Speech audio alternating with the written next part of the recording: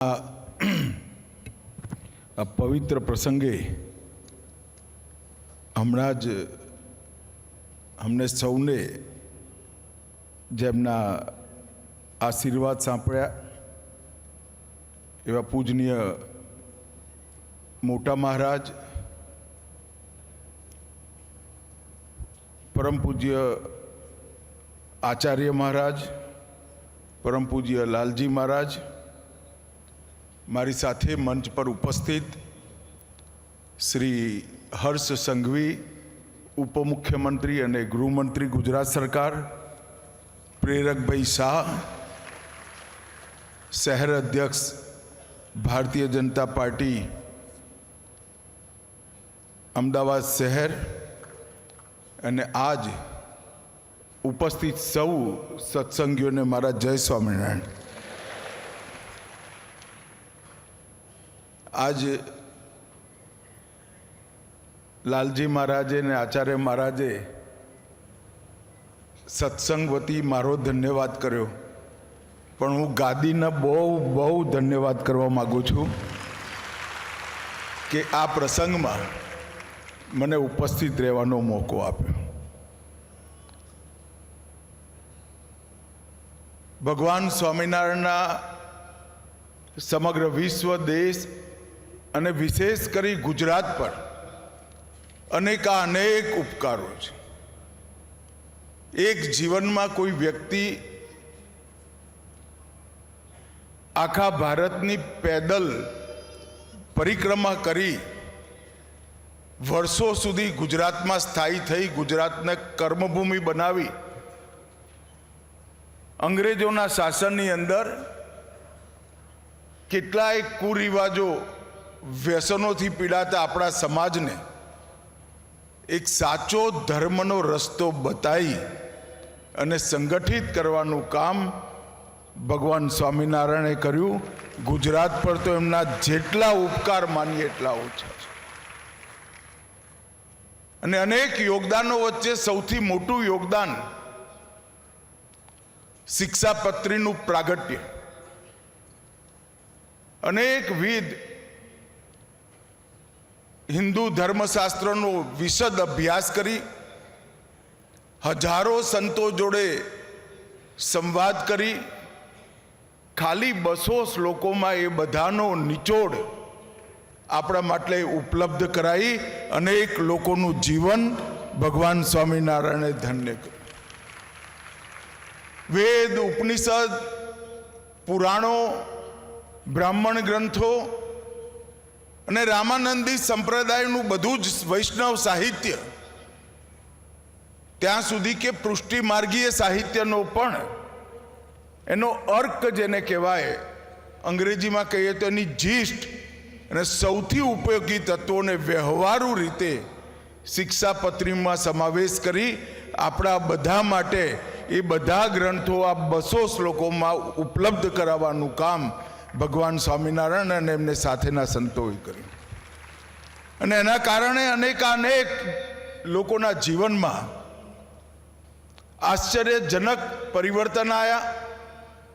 બ્રહ્મ સાથે આત્માને જોડવાની પ્રક્રિયા એમને સરળ બનાવી, અને નારાયણ પાસે જવું હોય તો ગુરુ એટલે સ્વામીની જરૂર પડે, અને સ્વામિનારાયણ શબ્દની રચના કરી એમને ગુરુનો માર્ગ પ્રશસ્ત કર્યો।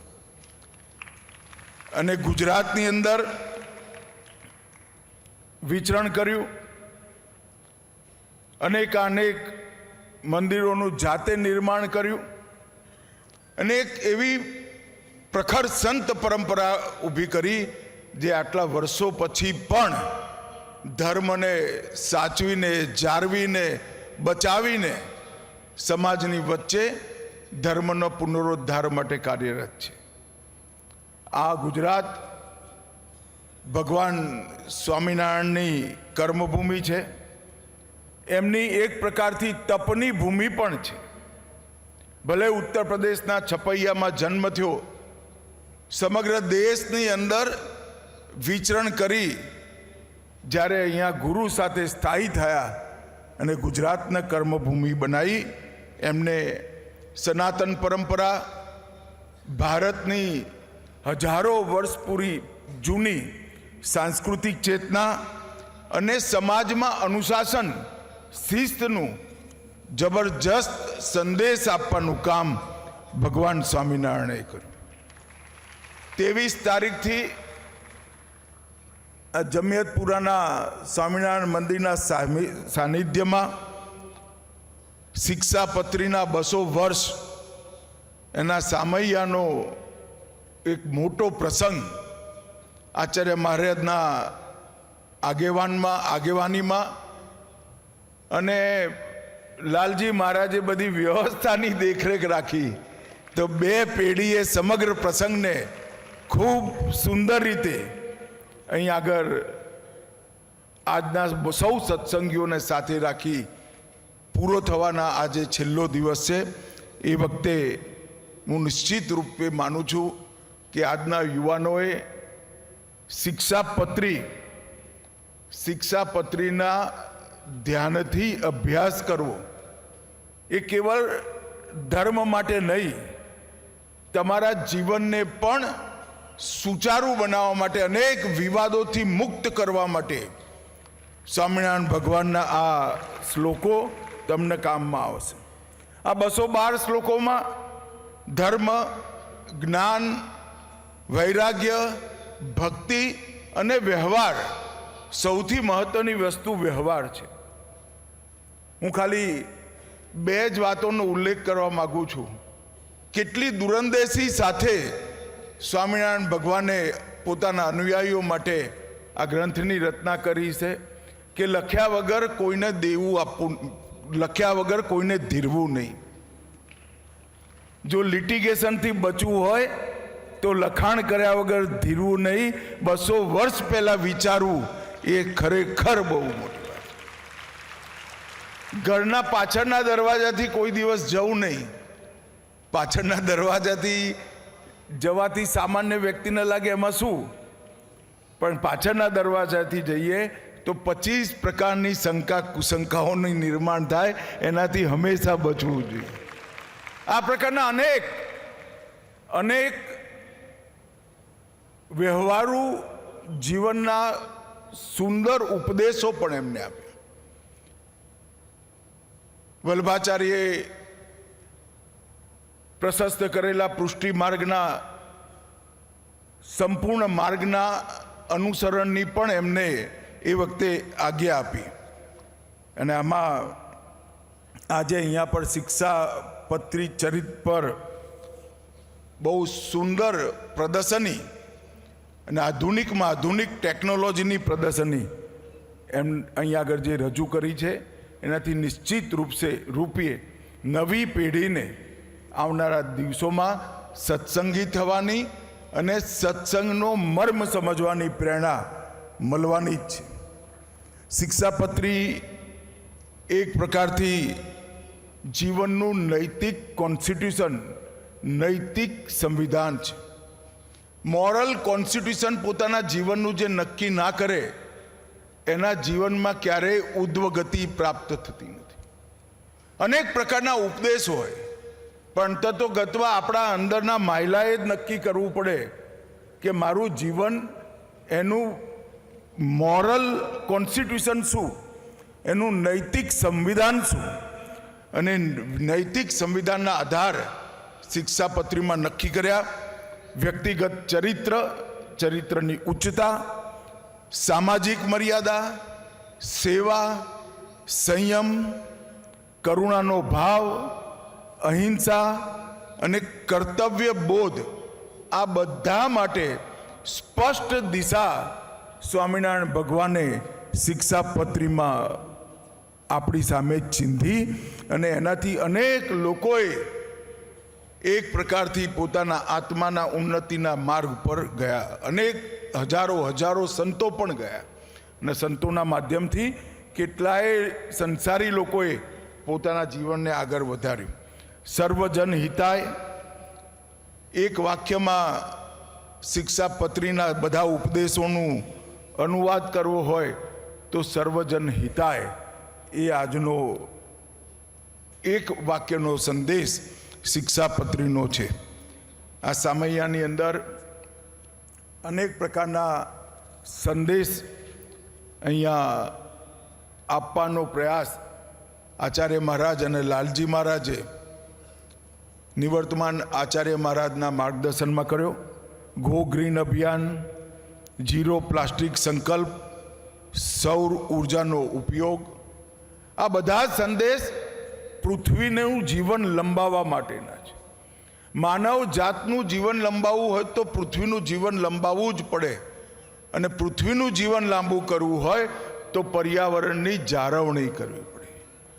પર્યાવરણનું દોહન કરો ત્યાં સુધી વાંધો નથી, પરંતુ 3 શતકથી માનવ જાતે પર્યાવરણનું શોષણ કરવાનું ચાલુ કર્યું, અને એના કારણે જે અસંતુલન ઊભું થયું એમાંથી બહાર આવવા માટે આ 3 પ્રકલ્પ શરૂ કર્યા છે.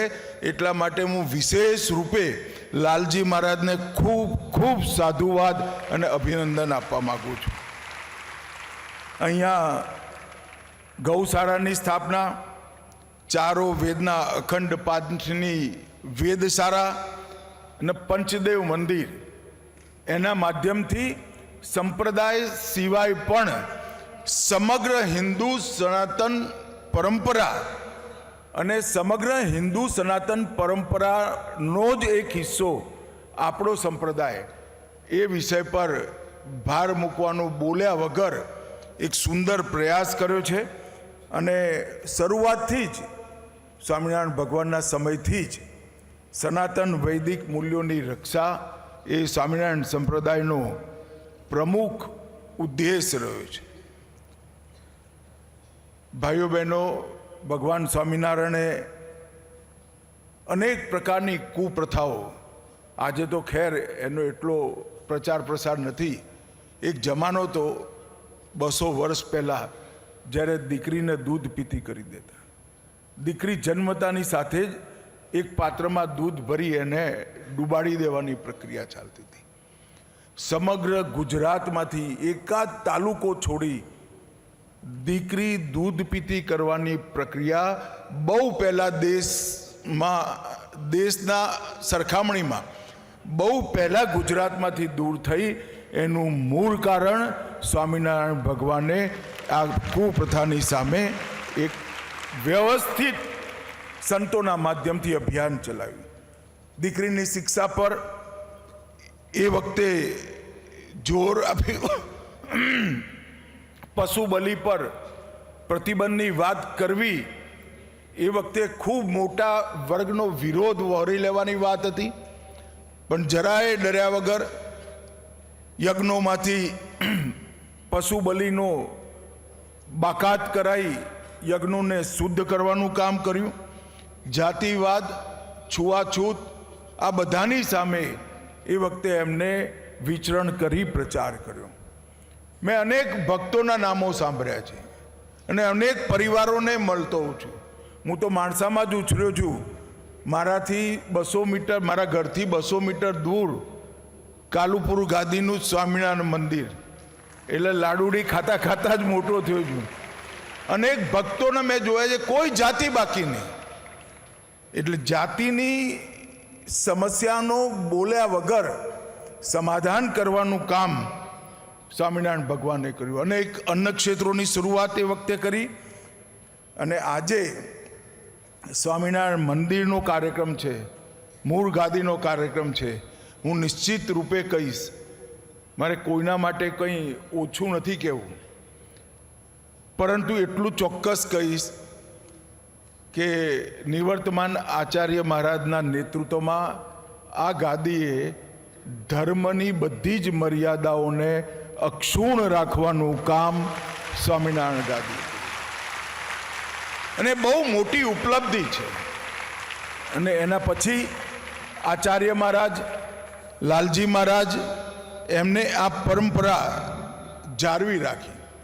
નરનારાયણ દેવનું પહેલું મંદિર, ભગવાને પોતે બાદ ભીડી મૂર્તિઓની સ્થાપના કરી, અને દેશભરમાં મંદિરોમાં કલાકૃતિની દૃષ્ટિથી બર્માના સાગવાનની લાકડા પર જે કૃતિઓ બનાવી છે, આજે પણ એવું મંદિર શોધવું બહુ જ મુશ્કેલ પડે એવું સુંદર મંદિરની રચના ભગવાન સ્વામિનારાયણે કરી. અને એ પછી નરનારાયણ દેવની ગાદીના પ્રદેશમાં અનેક સેંકડો મંદિરો બન્યા અને પૂજ્ય તેજેન્દ્ર પ્રસાદજી મહારાજના નેતૃત્વમાં ISSOની સ્થાપના થયા પછી દેશ અને વિદેશમાં પણ આ મંદિરોની શૃંખલાએ સત્સંગને વધાર્યો. સંસ્કૃતિ અને આધ્યાત્મનો અનમોલ ખજાનો વિદેશમાં વસતા સનાતન ધર્મના સૌ અનુયાયીઓ માટે ISSOએ ઉપલબ્ધ કર્યો અને એમને આપણી સંસ્કૃતિ સાથે, ધર્મ સાથે જોડાયેલા રહેવાની વાત કરી. મિત્રો, આજે હું અહીંયા આવ્યો છું ત્યારે વિગત 11 વર્ષથી આ દેશમાં ગુજરાતના જ પનોતા પુત્ર અને આપણા વડાપ્રધાન નરેન્દ્ર મોદી સાહેબના નેતૃત્વમાં સરકાર ચાલે છે. આઝાદી થયા પછી સનાતન ધર્મના અનેક સંપ્રદાયોના સૌ અનુયાયીઓ રાહ જોતા હતા કે એક એવી સરકાર આવે જે આપણા સનાતન ધર્મને મહત્વ આપી એના આધાર પર દેશ ચલાવવાની હોય. આપણે સૌ રાહ જોતા હતા કે 550 વર્ષથી બાબરે તોડેલું ભગવાન રામનું અયોધ્યાનું મંદિર ફરીવાર બને અને જોતામાં મંદિર બની એની ભગવી ધજા આજે દિગંત પર છે. આર્ટિકલ 370 370મી કલમ જે કાશ્મીરને આપણું પોતાનું કરવાની વાત, એનો પણ નરેન્દ્રભાઈના નેતૃત્વમાં પૂરી થઈ. ટ્રિપલ તલાક સમાપ્ત થયા અને બધા ધર્મ માટે UCC કોમન સિવિલ કોડની શરૂઆત પણ નરેન્દ્રભાઈએ કરી.